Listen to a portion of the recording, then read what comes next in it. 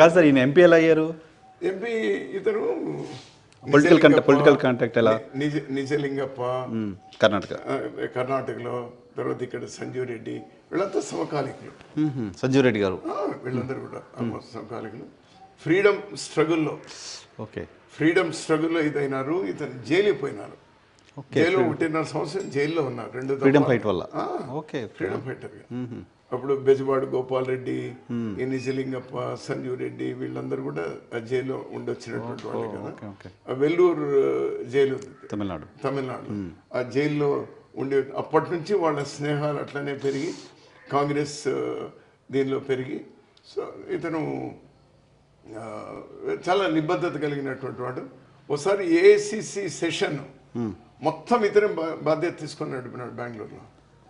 అప్పట్లో ఎవరు ప్రెసిడెంట్గా ఉన్నారు సార్ ఇప్పుడు?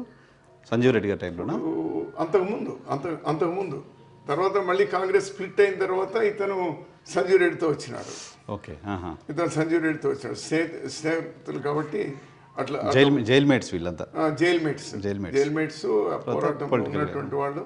తర్వాత అట్లా వచ్చినారు. ఇతను నీలం సంజీవ్ రెడ్డి గారితో వచ్చిన తర్వాత స్ప్లిట్ అయినప్పుడు వచ్చి నీలం సంజీవ్ రెడ్డి గారు అప్పుడు దీనికి పోటీ చేశారు రాష్ట్రపతి గారు. వివి గిరి గారు ఇందిరాగాంధీ ఇచ్చేసింది. అప్పుడు ఇతను సంజీవ్ రెడ్డి సపోర్ట్గా ఉండి ఓడిపోతే ఇతను సుప్రీంకోర్టు పోయిన the one and only case so far రాష్ట్రపతి ఎన్నిక మీద ఛాలెంజ్ చేస్తూ కోర్టుకు పోయినటువంటిది ఇతనే పోయినాడు. తన ఫ్రెండ్ కోసం. ద ఓన్లీ రాష్ట్రపతి V V Giri who went to supreme court. ఇంతవరకు ఏ రాష్ట్రపతి కూడా కోర్టుకి ఎక్కలేదు. అప్పుడు పోయినారు. అప్పుడు పోయిన తర్వాత కేసు ఇతను ఓడిపోయినాడు. ఓడిపోతే కోర్టు ఇతన్ని కొంచెం మందలించింది కూడా. ఇంత ఉన్నతమైనటువంటి దీనిలో మీరు ఎట్లా చేస్తారని మందలించినా కూడా. సో ఒక స్నేహ ధర్మాన్ని బిలీవ్ చేశాడు, అన్యాయం జరిగింది అని కోర్టుకి వెళ్ళారు అంతే. ఎస్, ఆ విధంగా అదే ఆ దీనిలో చేశారు. ఆ క్రమంలో పార్టీ డివైడ్ అయినప్పుడు, దట్ వాజ్ 67-68లో డివైడ్ అయినప్పుడు ఇతనికి he was elected as Rajya Sabha member in 1960 itself. 1960లోనే ఎలక్ట్ అయినారు. ఇతనికి ఇందిరాగాంధీ గారు చెప్పంపినారు. ఇప్పుడు జగజీవన్ రాము దీనికి కూడా వచ్చినారు, మా ఇంటికి కూడా. అతనికి పని మాసం చాలా ఇష్టం. మా ఇంట్లో అందరూ కాదు బెంగళూరులో వస్తే అప్పుడు ఇతనికి చెప్పంపినారు. ఏమి అగ్రికల్చర్ మినిస్టర్ ఇస్తాం, నువ్వు రా, మా వైపు వచ్చేసాయి. ఎందుకంటే బిఎస్సీజీ ఇది బ్రహ్మాండంగా మాట్లాడేటువంటి వాడు. వాజ్పేయి చైర్మన్గా, కమిటీ చైర్మన్గా ఉండి, ఇతను మెంబర్గా ఉండి చాలా దేశాలకు కూడా పోయించారు అగ్రికల్చర్ దాని మీద ఇవన్నీ కూడా. సో ఇది మంచి సబ్జెక్ట్ కూడా ఉంది, బాగుంటుంది. నేను చెప్తే ఇతను పోలే, కేవలం స్నేహ ధర్మాన్ని ఇచ్చేసి పోలేదు. అతను పోలేదు, అట్లే ఉండిపోయినారు. ఇంకా రాజకీయంగా ఇంకా ఆల్మోస్ట్ అప్పటి నుంచి మళ్ళీ కంటెస్ట్ చేయాలి. 2 సార్లు రాజ్యసభ. తర్వాత 78లో నీలం సంజయ్ రెడ్డి గారు మళ్ళీ రాష్ట్రపతికి ఎన్నికైనారు. మన అసెంబ్లీ ఎలక్షన్స్ వచ్చినాయి. ఇతను అసెంబ్లీ ఇంకా పోటీ చేయమని మడకసరి నుంచి, అంతవరకు రిజర్వ్డ్ ఉంది, అప్పుడే జనరల్ 78లో ఇతను పోటీ చేయమని చెప్పి ఇతను అభిప్రాయం సేకరించడానికి వచ్చినాడు. 48 మంది సర్పంచ్లు, 46 మంది సర్పంచ్లు వచ్చినారు. వచ్చి లేదు నువ్వు పోటీ చేయి, నీకు సపోర్ట్ ఉంటాము అని. నేను అప్పుడు ఇంకా డిగ్రీ చదువుతా ఉన్నాను. నేను డిగ్రీ అప్పుడే అయిపోయింది.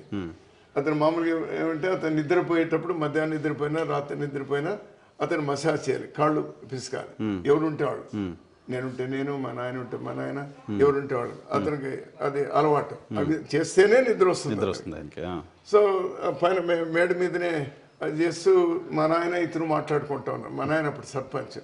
మాట్లాడుకుంటుంటే నేను ఒకటి చెప్పినాను. నేను లేదు వైవి హళ్ళి వాళ్ళు అంటే వెంకటరంగారెడ్డి, వైసీ తిమ్మారెడ్డి, వైవి తిమ్మారెడ్డి, అదొక పెద్ద ఫ్యామిలీ, పొలిటికల్ పెద్ద ఫ్యామిలీ మన పంచాయతీలో ఈ నియోజకవర్గానికి, మనసరి నియోజకవర్గానికి. అప్పుడు వైవి తిమ్మారెడ్డి పోటీ చేస్తున్నాడు. వాళ్ళకి చాలా సంబంధాలు ఉన్నాయి. ప్రతి కుటుంబంతో ప్రతి గ్రామంలో చాలా రోజులకి ఇక్కడ ఉన్నారు. మీరు బెంగళూరులో ఉన్నారు. వాళ్ళు మా ఫాదర్ ఉన్నప్పుడు కొద్దిపాటు ఉంటుంది, కానీ పై వాళ్ళతో సర్పంచ్ అటువంటి వాళ్ళతో కిందకు ఉండదు, ఇబ్బంది అవుతుంది. అందులో నేను ఉదంతం కూడా చెప్తాను. కామరాజ్ నాడర్ అంత పెద్ద లీడర్ ఒక స్టూడెంట్ లీడర్తో ఓడిపోయినాడు. అందులో మీరు పార్లమెంట్కి వెళ్ళి అసెంబ్లీకి ఎందుకు వస్తారంటే, అట్లా కాదయ్యా, సంజీవ్ రెడ్డి గారు నాకు చెప్పినారు, నువ్వు కంటెస్ట్ చెయ్యి, నువ్వే ముఖ్యమంత్రి. జనతా పార్టీ ఇక్కడ అధికారంకి వస్తుంది. కాంగ్రెస్ రెండుగా చీలిపోయింది. ఇంకా జనతా పార్టీ మళ్ళీ డివైడ్ అయింది. మళ్ళీ రెండోసారి కూడా డివైడ్ అయింది. ఇది అప్పుడే కదా జనతా పార్టీ వేరు అని, రెడ్డి కాంగ్రెస్ అని, కాంగ్రెస్ అని అవన్నీ వచ్చింది. దీనిలో నువ్వు గ్యారంటీ గెలిచినా నువ్వే ముఖ్యమంత్రి క్యాండిడేట్. ఇంకా అతను చెప్పిన తర్వాత నేను కాదని లేకుండా పోయినాను, చేయాల్సి వచ్చింది. చేశారు. అప్పుడు 10,000తో ఓడిపోయినారు. 10,800తో ఓడిపోయినారు. మీరు దాన్ని అసెస్మెంట్ చేయగలిగారు? నేను అప్పుడే చెప్పాను, ఎందుకంటే నేను ఇక్కడే ఉన్నారు కాబట్టి, పుట్టి నేను ఎప్పుడు బయటికి పోయినాను కాదు కదా. అప్పటికే నాకు 78లో కంటెస్ట్ చేశారు, ఓడిపోయినారు.